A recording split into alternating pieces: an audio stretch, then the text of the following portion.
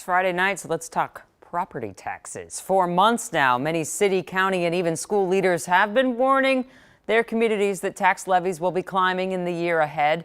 But for many, that reality is just starting to hit home. Letters have started going out to homeowners with a preview of next year's property taxes.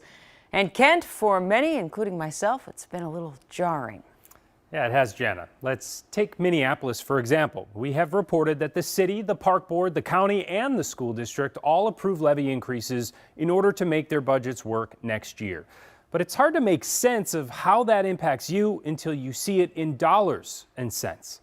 When the mail was delivered across North Minneapolis today, I opened it this morning. Jeremy Frisco experienced sticker shock. Well, I kind of want to say the number. I'm just going to say the number. Who cares? It's from $2,400 to $2,878. And once he factors in the newly approved Minneapolis Public Schools technology levy, which he helped vote to approve, he could be looking at a property tax increase of more than $500 next year. And that's just like, why is it going up that much? That's a question that will be asked far beyond just Minneapolis in the days to come. According to the Department of Revenue, preliminary tax levies are headed up statewide. A 4.4% average increase for schools, 6.3% for townships, 6.4% for counties, and 8.8% on average for cities. The levies have been increasing more than they were like 8 years ago, I would say. But there's a lot of different things that play into that. Nathan Jessen is a tax specialist with the League of Minnesota Cities and says the sunset of federal one-time COVID money did drive a lot of city increases. But he said in many cases there's an even simpler explanation. It's not a really big headline that attracts a lot of news, but it's wages and benefits for current employees. Just like businesses, cities are employers, you know. And that is a lot of the time what is driving this. And when it comes to that, he says there's still a little room for adjustment downward. The final levies don't get set till the end of December, and they can be lower than your preliminary levy, but they cannot be higher. And a lot of times cities will set their preliminary levy higher because they want some flexibility going into December. Realistically, though, the cities don't usually bring it down a whole lot. Sure. So, right? Yeah. I mean, you usually see somewhere in the neighborhood of 0.5 point decrease.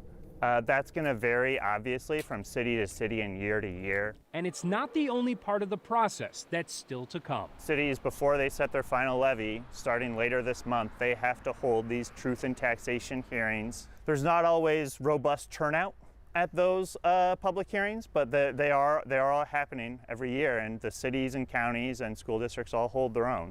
So if you're like Jeremy and still have some questions about the sticker shock in your city, you can get them answered. I still want to love my city. I still love the people here. I still want to make a difference. It's just, I want to be a little more on board. I want maybe a little bit more transparency.